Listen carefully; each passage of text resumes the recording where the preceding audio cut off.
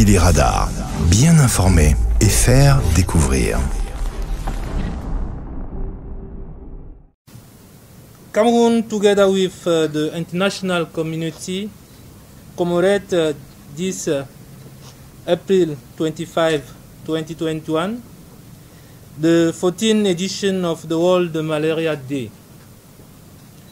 This is an important moment that allows us to take stock of the efforts made on this path each year and define the prospects aimed at definitely putting an end to this real burden which considerably affect the quality of life of our populations.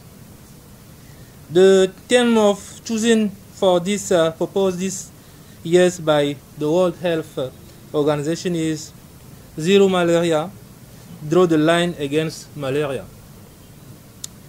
Mesdames et messieurs, nous devons ensemble parvenir à tirer définitivement un trait sur le paludisme. Il est indéniable que les stratégies mises en œuvre par le gouvernement en collaboration avec les partenaires techniques et financiers du Cameroun ont permis à ce jour d'enregistrer des avancées notables en matière de recul du taux de prévalence de cette maladie. Mais nous devons redoubler d'efforts, réajuster nos approches afin de parvenir dans un futur proche à un Cameroun exempt de paludisme. Mesdames et messieurs les professionnels de médias, permettez-moi de revisiter avec vous en deux questionnements l'état de la lutte contre le paludisme dans notre pays, en nous posant quelques questions. Qu'avons-nous déjà réalisé? Quelles perspectives dans la lutte contre le paludisme au Cameroun? D'abord sur ce que nous avons réalisé. Depuis l'année 2002, le gouvernement a fait de la lutte contre le paludisme une priorité nationale avec l'élaboration et la mise en œuvre de 5 plans stratégiques nationaux de lutte. Le 4e plan stratégique 2015-2018 a permis d'enregistrer des avancées significatives avec une prévalence parasitaire qui est passée de 30% en 2015 à 24% en 2018. La situation demeure néanmoins préoccupante en 2020. Le paludisme représente à ce jour 29,1% des cas de consultation, 40% des hospitalisations, avec près de 2 646 139 cas rapportés pour 4 121 décès, dont principalement les enfants de moins de 5 ans. Quant aux perspectives, le gouvernement a adopté un nouveau plan stratégique de lutte contre le paludisme pour la période 2019-2023. Il vise à réduire d'au moins 60% la morbidité et la mortalité liées au paludisme par rapport à la situation de 2015, selon l'approche innovante High Burden to High Impact. Cette approche est recommandée par l'OMS, qui repose d'ailleurs sur 4 piliers, qui sont la mobilisation des leaders de tout ordre en appui aux actions de lutte contre le paludisme au sein de leur communauté, l'utilisation des évidences épidémiologiques, entomologiques et autres évidences pour la prise de décisions stratégiques, l'adoption des politiques et stratégies de lutte efficaces conformément aux recommandations de l'OMS et enfin une réponse nationale coordonnée à travers la mise en place des plateformes de collaboration multisectorielle. Dans ce cadre, le gouvernement a retenu 2 axes prioritaires d'action, à savoir le renforcement de la prévention et l'amélioration de la qualité de la prise en charge des cas en particulier chez les femmes enceintes et les enfants de moins de 5 ans. Au plan de la prévention, on peut relever des campagnes de distribution de masse et gratuite des moustiquaires imprégnés d'insecticides à longue durée d'action à toute la population. L'administration gratuite du traitement préventif intermittent du paludisme pour la protection des femmes enceintes et de leurs bébés et des opérations de chimioprévention du paludisme saisonnier dans les régions du nord et de l'extrême nord. Au plan de la prise en charge des cas, la politique du gouvernement est celle de la gratuité.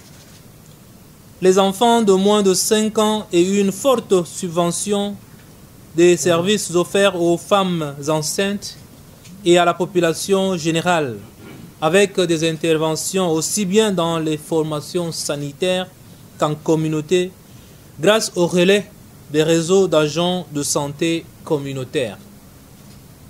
Je voudrais d'ailleurs profiter de cette occasion pour inviter les responsables des formations sanitaires à commander les médicaments subventionnés par le gouvernement et mis à leur disposition à travers la Sénamé et les fonds régionaux de promotion de la santé en application des directives de M. le Président de la République, son Excellence Paul Biya, visant l'amélioration de l'accès des populations aux soins de qualité et accessibles.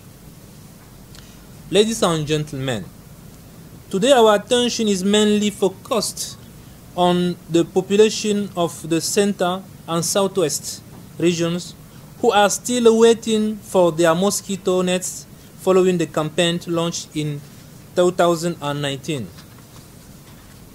The success recorded by these distribution campaigns in the first 8 regions in the context of COVID-19 in terms of reduction in mortality rates in these regions shows the need and urgency of also allowing the population of these 2 regions to receive their mosquito nets and to protect themselves against mosquitoes that are vectors of malaria.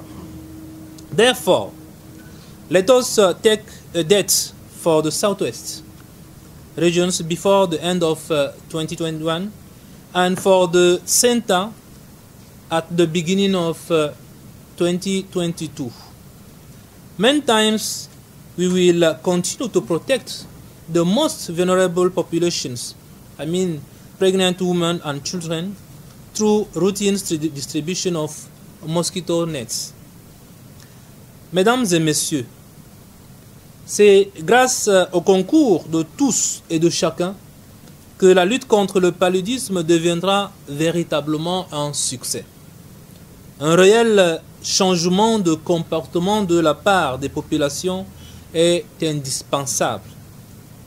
En effet, 8 régions sur les 10 que compte notre pays sont déjà couvertes en moustiquaires pour au moins 91,8% des ménages.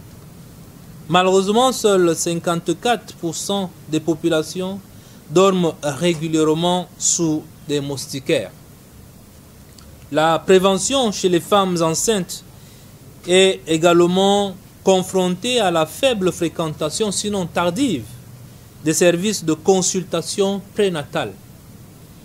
De plus, très peu de gardiens d'enfants et de patients recherchent des soins rapidement dès l'apparition des premiers symptômes. Les raisons évoquées ne semblent pas suffisantes pour justifier cette situation quand on sait les ravages que le paludisme fait chez les enfants de moins de 5 ans pendant les fortes pluies, notamment dans les régions de l'extrême nord et du nord.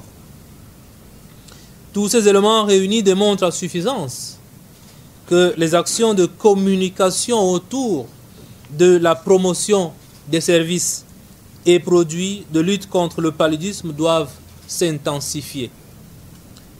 Oui, c'est aussi de cela qu'il s'agit pour tirer un trait sur le paludisme. Je vous invite donc par conséquent à vous associer à la grande campagne de communication et de mobilisation sociale qui vient d'être lancée par le programme national de lutte contre le paludisme et qui se poursuivra dans les mois à venir.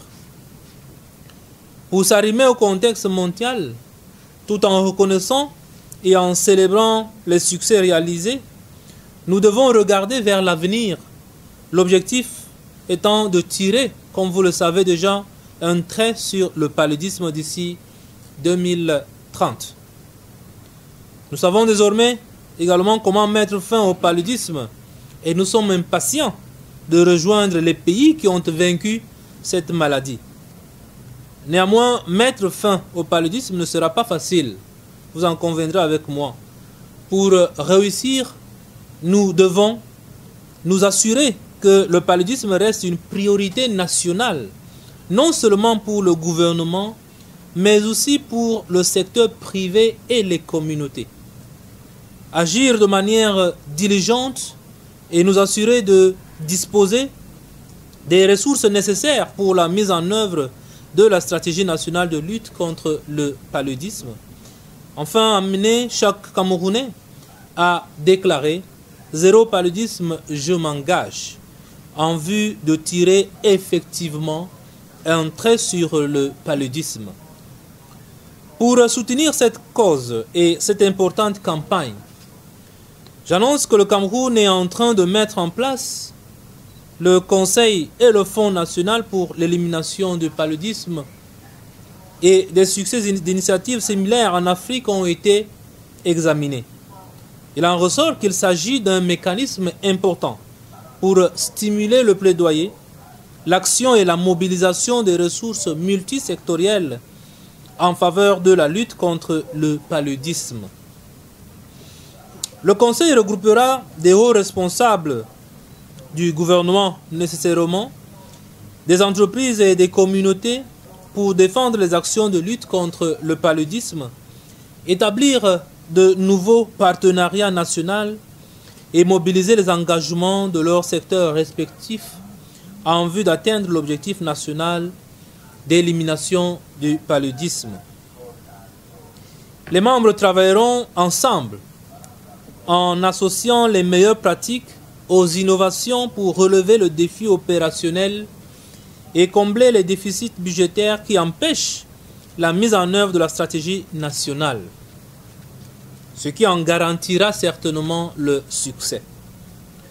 Ce conseil et ce fonds s'appuieront sur les fondations du comité national Rollback-Muller, axé sur les résultats, et seront placés sous la présidence, nous l'avons suggéré à M. le Premier ministre, chef du gouvernement, sous sa présence bien entendu.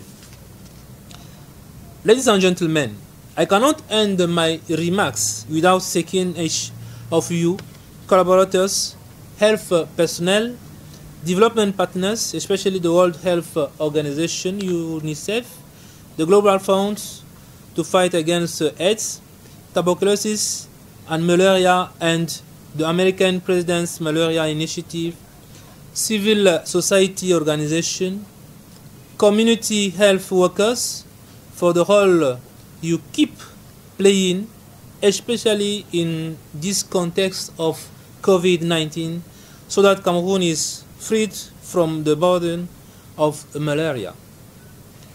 What then to say about you, media professionals? Without you, information would never reach our Tigers group. For many decades, you have accompanied us in this fight. You are the allies in our daily struggles, and it's together that we will succeed in drawing the line against malaria. May God bless Cameroon. Thank you for your kind attention.